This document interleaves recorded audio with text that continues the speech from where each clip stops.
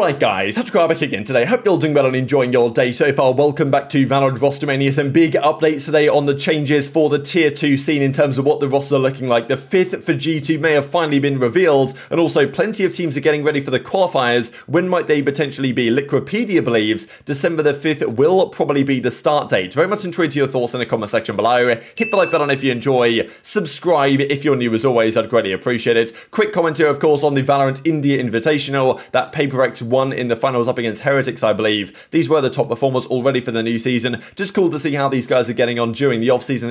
Mixwell, Forsaken, Zeke, of course, topping the numbers in this list right here. Pretty cool stuff, of course. Bleed and also Team Secret were at this invitational event. Quick note on Immortals, they are looking for tryouts for their Game Changers roster. So, Game Changers killed it, right? That World Championship tournament, the viewership was like 250k, I think, for the finals or something. So, pretty impressive stuff. And, yeah, so a lot of organizations are now looking for bringing in a female team. So interesting, just because we're not really sure if they are required to do so. There were some discussions when the franchise league came about, or the partnership league, that teams would be mandated effectively to actually have a female team along with their main team. That may no longer be the case, that may still be the case, I don't really know, but it's one to keep your eyes on most certainly. Immortals are looking for it, so are Fnatic, right? As has been described here from Frankie. I'm wondering if Fnatic will join the Game Changer side. Like, I'd want to watch it, but if Fnatic isn't there, don't have a team to cheer for. Sam Matthews reckons, CEO, we will have a Game Changers team. So one of the big things that many teams are considering right now, whether it's mandated, I don't know, because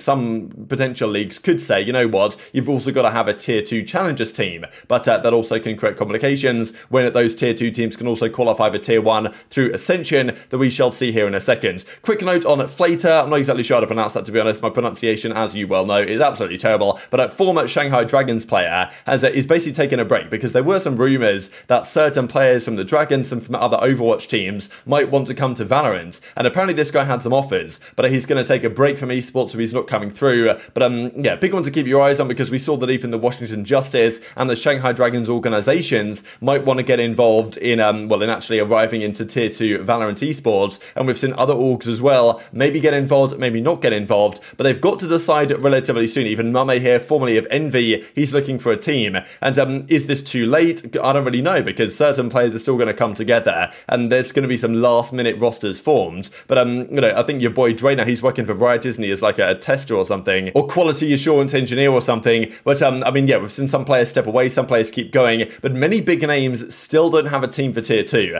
and we're only a couple of weeks away from when we believe the qualifiers are going to begin. Quick note on Sacy, actually, from Sentinels here, because he was talking about some of the hate he received from, I'm supposing, his own countrymen when joining Sentinels, because we know that Sen and Brazil don't exactly have the friendliest of relationships over the last couple of years. Zoms certainly didn't help that one, and I haven't really seen any of the hate necessarily towards Sacy, but he does talk about it on Twitter. I thought it was quite interesting. I don't think I'll ever understand the hate I received, and that sometimes I receive until today. I've never commented on it. Anyone who's followed my career since the beginning knows about my dream, and I'm very grateful for the support I receive from many. I refused proposals from teams to continue in Brazil for, initially in 2021, but then of course this offer came along because I was still sure I'd be able to get a world title with Loud, which he did alongside the rest of that team. I don't regret anything. We conquered the world. I understand the sadness for him leaving and going to Sentinels, but the hate is kind of sad, and goes on to talk about what he believes about his, good players on his team and new challenge in my career, strong lineup by my side. So I thought it was interesting to look at, to be honest, because yeah, it seems to be pretty frustrated, and understandably, that maybe his own countrymen and former Loud fans are talking trash on him, right? Because he's decided to go to a North American organ Sentinels, which I don't know, it's an interesting conversation, and the Loud thing to me is so strange, just why they split up in the first place, right? Because we thought that it's because they couldn't spend enough money, and therefore the team was going to break apart despite having won champs. But then it's like, well, they could have probably stayed together because they've kept 3 out of 5 of their players, and yes, Sentinels were offering big money, I'm sure, to Sacy and Pancada, but still, why not just stay together as a team of 5, given the fact that they still re-signed the other 3 guys, but their coach is gone, so I'll never really know what happened within that Loud camp for them to just break apart as they did. And you can understand why certain Brazilian fans will be frustrated that their star team is now broken apart, but yeah, to send hate his way for joining a great team is, especially still in the Americas region in general, seems definitely out of line. Now, let's talk about tier 2, because this has been kicking off. Now, Flint's come out with his big spreadsheet here. He's actually put it in dark mode now, which is absolutely beautiful, and it looks as follows. What I wonder is whether certain organizations, the likes of FlyQuest and maybe others, will wait until the qualifiers qualifiers are over and then sign a team. It's not guaranteed that every team that qualifies through will actually have an organization ready. We know that the Stewie 2K team with Brax and Zoms and Wardell, now apparently Raucus is by no means guaranteed. Like, Raucus is there currently as their kind of 5th man, but there was some rumors the other day that maybe Exalt instead would step into that position, and we've got FaZe, we've got Shopify Rebellion, they're kind of locked in now, and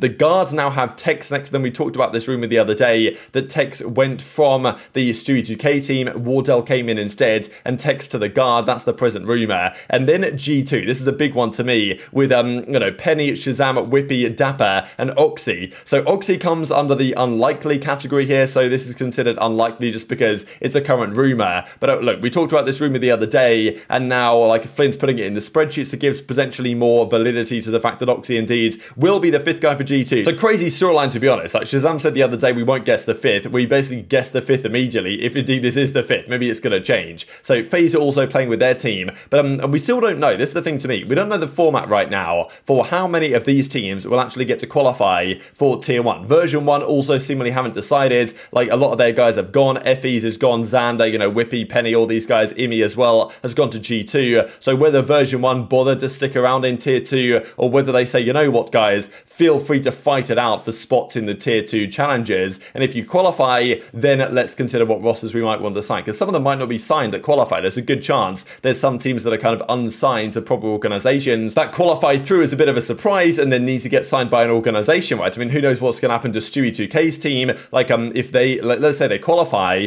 like, through the tournament in a couple of weeks and they're not yet signed to a team and an organization, same with Shroud's team, right, and it's Timmy and co, then, you know, what happens to them? So that's one of the key questions still to be answered here. Now, just to mention this, because YK the other day came to my channel and commented the following, and just because this seems pretty accurate, I thought let's just talk through it, because it's pretty similar to what we've just seen. G2 5th man is Oxy. As I say, this is 2 or 3 days ago now, so I can't verify any of this, of course, but it does seem pretty accurate with what I was hearing and what we were seeing, and it kind of adds up, right? So G2's 5th man is Oxy, we've now seen that. FaZe 5th apparently is FeS, right, formerly of version 1, that kind of would make sense, because, you know, babybay, poised, Superman, dicey, trialing Flyer potentially, but Flyer also might be on this team with Zachary, so maybe FeS to FaZe clan is one to look at, and then Tex joining the guard, and then TSM full roster is apparently GMD7 Corey with Hazed and Nature joining in, so that would be a kind of exciting prospect as well, if Hazed to TSM actually happens to be a thing. So yeah, this might not happen, of course. That's the thing with rumors and leaks and stuff, is that things can be the case and be occurring, but that doesn't necessarily mean they go through to conclusion, right? Trials can happen, but if that does mean that Subroza is potentially gone, then you know, that's very interesting as well. I'm sure we'll talk about that in the coming days also. So yeah, this is Oxy, like, obviously, okay, dark ratio, we don't really have any images of this guy. I don't really know too much about this guy, to be perfectly honest, but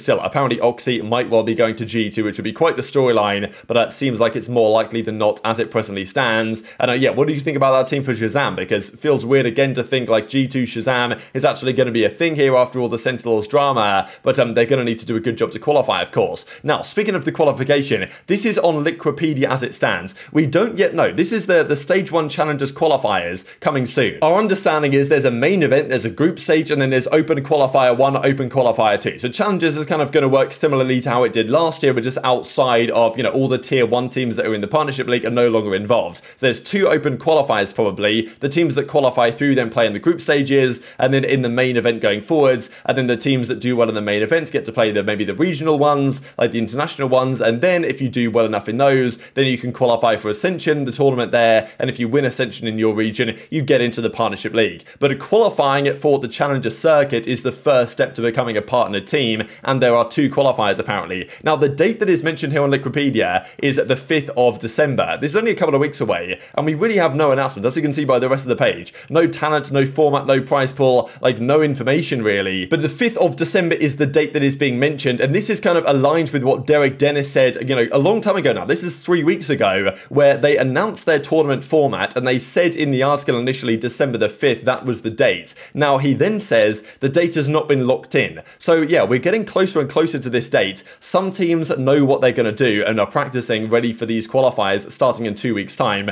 Some teams haven't even been formed yet. And yeah, I don't know if there's going to have to delay this or exactly what the case is, but definitely intrigued to your thoughts on that, because I'm very surprised that they haven't at least said anything yet. Just to mention this from Dazed, actually, because we saw the rumors going around, or at least the discussion going around from Fluorescent and others about, you know, hard work and keep grinding. And even Fluorescent says here, if you're under 25 when you start, you're going to 100% go pro. Definitely an interesting take from someone who's only 16, but you know, still, that's just my perspective at least. And as Daze goes on to say, the rhetoric surrounding work ethic being the greatest factor in becoming a Valorant professional player is completely ridiculous and terrible advice for 99.98% of the player base. There's about 30 slots in professional Val, extremely competitive. In order to go pro, you essentially have to take one of those players' spots. These players are grinding many hours a week in ideal environments that facilitate improvement and growth. The harsh reality is that unless you're naturally talented and gifted, the odds of you replacing these players is extremely low. And this is the thing, you can practice as much as you want. If you don't have the innate, natural, God-given born talents, I don't think there's a reasonable and great chance you're just going to straight up outwork these players. But I